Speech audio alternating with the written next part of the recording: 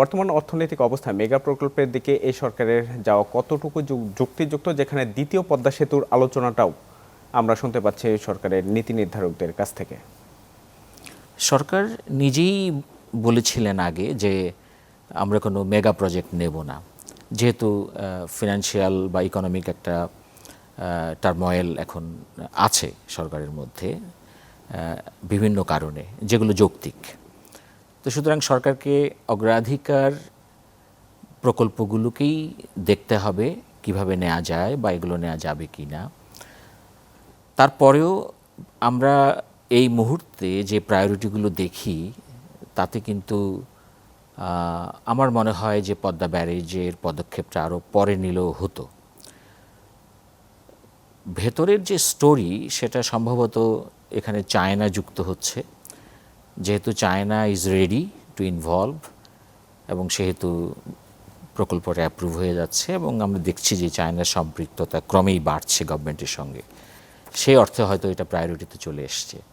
কিন্তু আমি মনে করি যে প্রায়োরিটি নির্ধারণের ক্ষেত্রে খুবই সতর্কতার সঙ্গে এগোনো উচিত, কারণ সরকার অলরেডি 103 বিলিয়ন মার্কিন ডলারের বৈদেশিক ঋণের চাপে আছে। তার মধ্যে প্রায় 78 বিলিয়ন ডলার্স হলো সরকারের ঋণ, আর বাকিটা হলো কান্ট্রি ঋণ, প্রাইভেট সেক্টর এবং গভর্নমেন্ট সেক্টর মিলে। তো সুতরাং এখানে যে কোনোভাবেই প্রকল্প নেওয়ার কথা চিন্তা করলে হবে না, সরকারকে অর্থের উৎস কথা ভাবতে হবে এবং প্রায়োরিটিতে আমরা এটা দেখি না আপাতত। বর্তমান অর্থনৈতিক অবস্থা, সরকারের রাজনৈতিক কর্মসূচি, এগুলোর কথা বলি, তাহলে যদি বিশ্লেষণ করি সরকার কোন খাতে অগ্রাধিকার দিতে পারে? বিশেষ করে সরকারের তো রাজনৈতিক অগ্রাধিকার রয়েছে, রাজনৈতিক কমিটমেন্টও রয়েছে, সেদিক থেকে কোন বিষয়টাকে সামনে নিয়ে আসা উচিত? আমাদের যে বৈদেশিক ঋণ তার প্রায় সিংহভাগই হলো ইনফ্রাস্ট্রাকচারে। ইনফ্রাস্ট্রাকচার যেমন Rooppur power plant, elevated expressway, metro rail, এই সমস্ত প্রকল্পের ক্ষেত্রেই কিন্তু আমাদের এই ঋণ সম্পৃক্ত।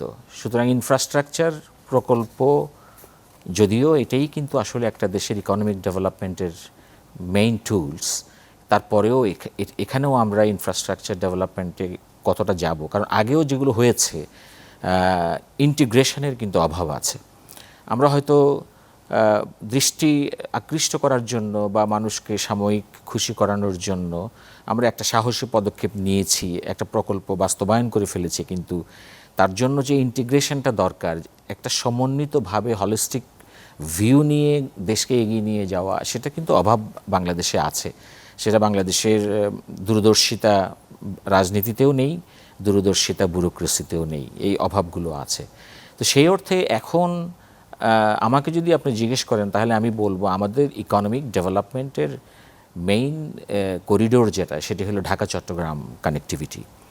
ঢাকা চট্টগ্রাম কানেক্টিভিটিটাকে যত বেশি স্পিডি করা যায়, যত বেশি স্মুথ করা যায়, যত সময় কমিয়ে নিয়ে আসা যায়, ততই কিন্তু আমাদের বাংলাদেশের জন্য ভালো।